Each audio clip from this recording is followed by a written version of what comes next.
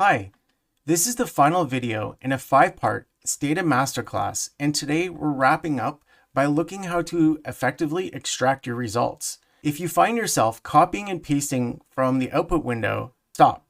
The number one reason is replicability.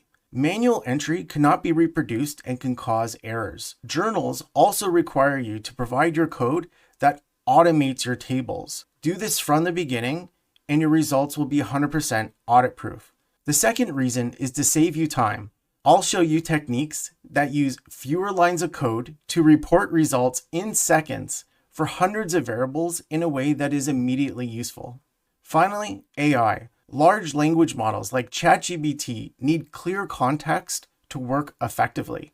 If your prompts feed them clean, structured results, you get better answers. All right, let's go.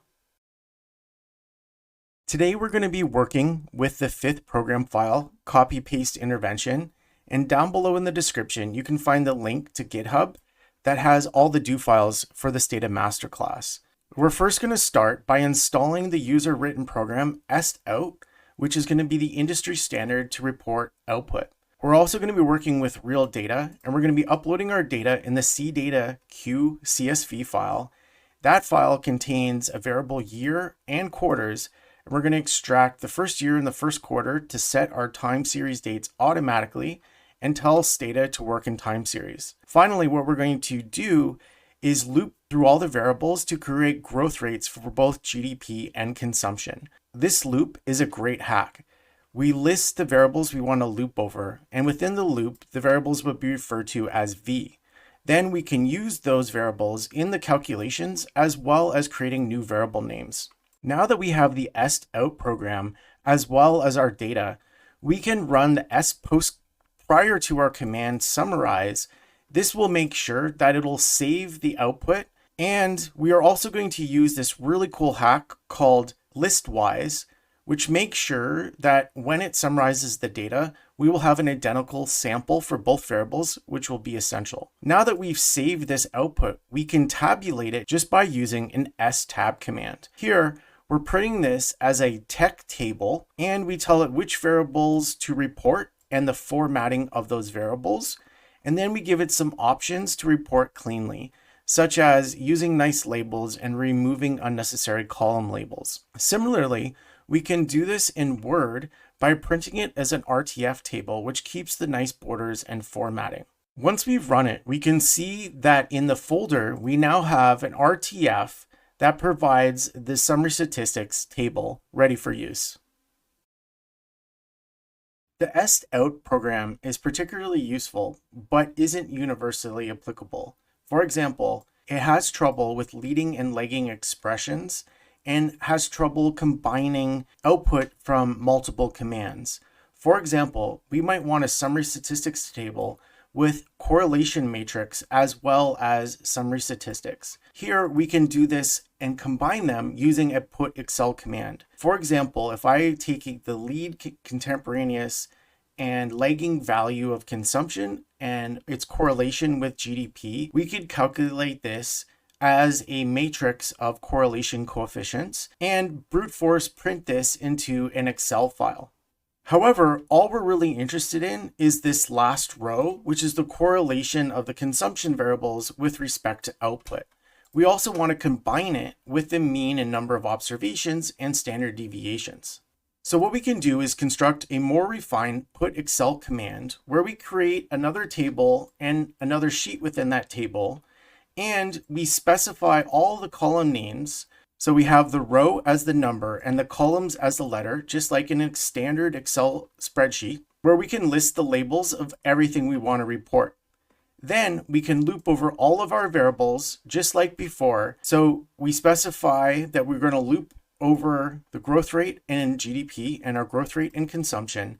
We're going to calculate our correlation and extract that last row of the correlation matrix. Then we're going to summarize our data and print our data that we want. Here it's just the number of observations, the mean, and the standard deviation. So we are looping over variables, so we're going to specify the row that it should print on within our loop. So the first printout will be on row 2. This is when it does the first variable, and then we'll increase the row by 1 so that when it loops over the growth rate in consumption, it's going to print out our data on the third row. The Excel file of our results now combines both the summary statistics and the correlation tables ready to go.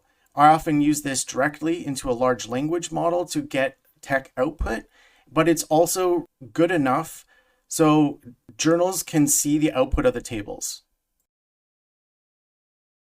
By far, the most useful aspect of the estout package is the estout and esttab commands, because this automates any tabling of regression results. Here, I'm prefixing a regression command with the esto and labeling it with our regression name. So here I'm conducting two regressions, an AR1 model and an AR4 model, and saving the results. And then we can tabulate the results very cleanly just by using the esttab command. Here, SE stands for reporting the standard errors, AR2 says to report the adjusted R-squared observations, and then the star is saying to label the level of significance. We can also export this as a Word file just by using the commands just like we had done for the summaries table, and we can also report this as a text file and upload it directly into a text document. In the Word file, you can see that we have a nice table ready for reporting. Finally, let's look at how to automate the output from regression commands that can take a long time to run by exporting to Excel. Here, I have a simulation that I want to run that could take days to solve, but I don't want to then pause and then have to save the results. I want it to just automate the output of the results and move on to the next simulation. In fact, in the simulation program, which I covered in detail in the fourth video, all I want to do is take an autoregressive, estimate an autoregressive model with both OLS and maximum likelihood to look at the efficiency. And I would like to loop over alternative values of the autoregressive parameter. So I define the program and I want to loop over the simulation code and respecify the parameters every time. So this is where the export to Excel is going to become particularly useful, because I'm going to save the estimate of the autoregressive coefficient from the two different estimation methods. Then I can summarize them and I can send them to an Excel file, sim results, that'll contain all the results. The first line of that file is just going to have the column headers, so I can go back and see what the estimates are. And then every time it runs the loop, I will print out the results. So we can start by running the loop once just to see what the output is. Here I've run my simulations 10 times and I have my autoregressive parameters from the two estimates. So now what we would need to do is define the loop. So I'm going to loop over the simulation command and estimate the model with the autoregressive parameter going from 0.99 to 0.89 and reducing it by 0.02 every time. So here I have this comment in, and we can also say that we can pick up that autoregressive parameter inside the loop. So row will be defined and picked up to be fed inside the simulation program. At the very bottom, we are going to end the loop after we print out all the results, and we want to keep track of the row number. So this is where a global command is going to be particularly useful, because it's going to keep track of the row count, and unlike local commands, it will be remembered after we run the program. So the first time we run it, it'll say row 1, it will run the results, it will print out the results, and while it's printing, the first time it'll print the titles, and then it'll move forward to the next row to print the results. Now the row will be 2, and then when we end the loop, it'll be 3, and then next time it goes through, it'll print out the results on row 3 and move on. So let's run this now and see what we can get. So here I've looped over the simulation 5 times and I've only done 10 simulations per run. However, you can see that this would take a lot longer if we had 10,000 simulations to run.